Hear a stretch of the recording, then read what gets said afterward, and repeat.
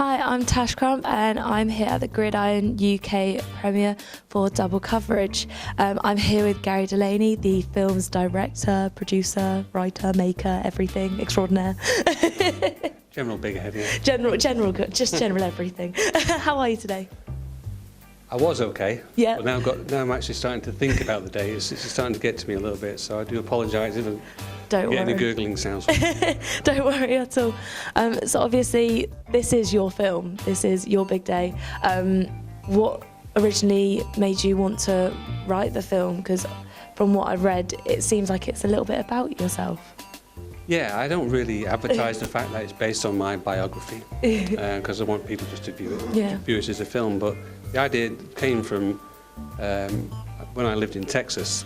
I started talking about British American football, and Americans just didn't realise we played it, and they couldn't believe it. And then used to tell them all the crazy things we used to get up to and all the stories, and they said, "Man, you should write a book or something." And that's really where it started. I started to write a book. But I just didn't have it in me to, it was just so long-winded because you have to describe everything in the book. And then someone said, well, do a film then. The film script seems a lot easier. It's like left, right, centre. And so that's what happened. I started writing this film script in 2006. And now, 10 years later, it's being released as a feature-length film. Yeah, obviously it's been a long journey, and people who followed the story realise the trials and tribulations we've been through. Yeah, I started writing it in 2006, and I got it to sort of a finished state in about 2008. And that's when I had the good fortune to team up with David Soul from Starsky & Hutch fame. And David looked at my script, he loved it, but he said, well, we don't need the second half. And he got rid of 50% of the script. And you're there probably thinking, no. And that's all the work I'd done, But he was absolutely correct.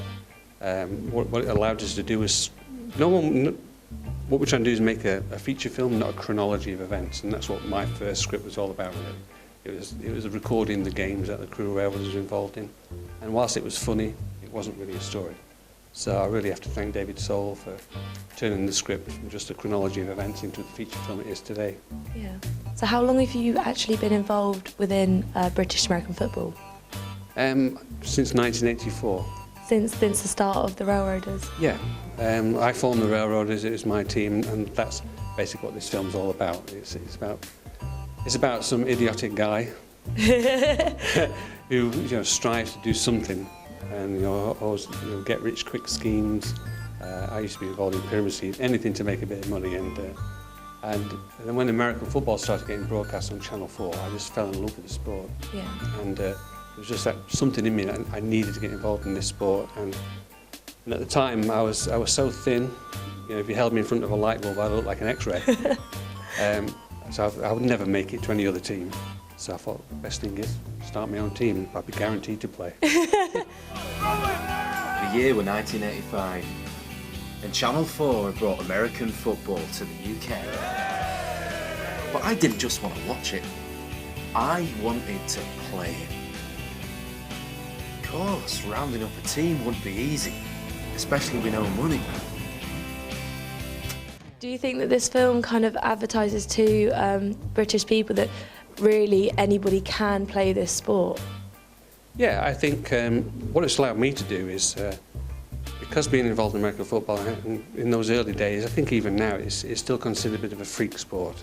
We don't get the recognition it really deserves, but what it's allowed, what it's done for me is I really respect other minority sports because of it. And I think these days minority sports get much more publicity, and with the NFL coming over here now playing at Wembley all the time, I think American football is really on the up again. So yeah, hopefully this sport will make a lot more people aware that we do play in this country. Yeah. Hopefully for the British game it might do something. I hope so.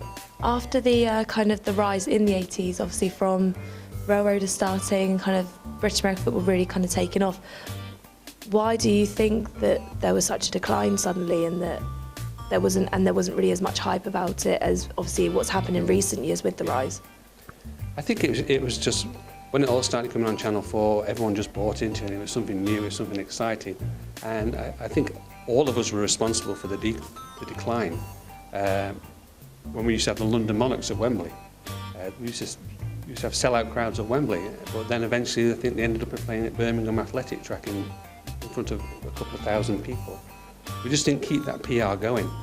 The world's a very fickle place. Marketing went somewhere else, some other fad, and but it's just been left up to the die-hard people that are still involved in the sport now to keep the sport going.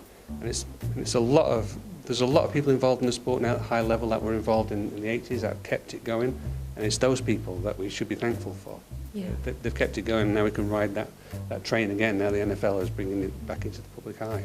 I was just about to say, obviously, with the NFL kind of moving over here slowly, and with Jacksonville Jaguars obviously starting using Britain a lot recently for their training and pre-season training and post. And do you think that is really going to help the rise, the fact that American teams are coming over here more? Yeah, I think personally I'd like to just keep it as it is now.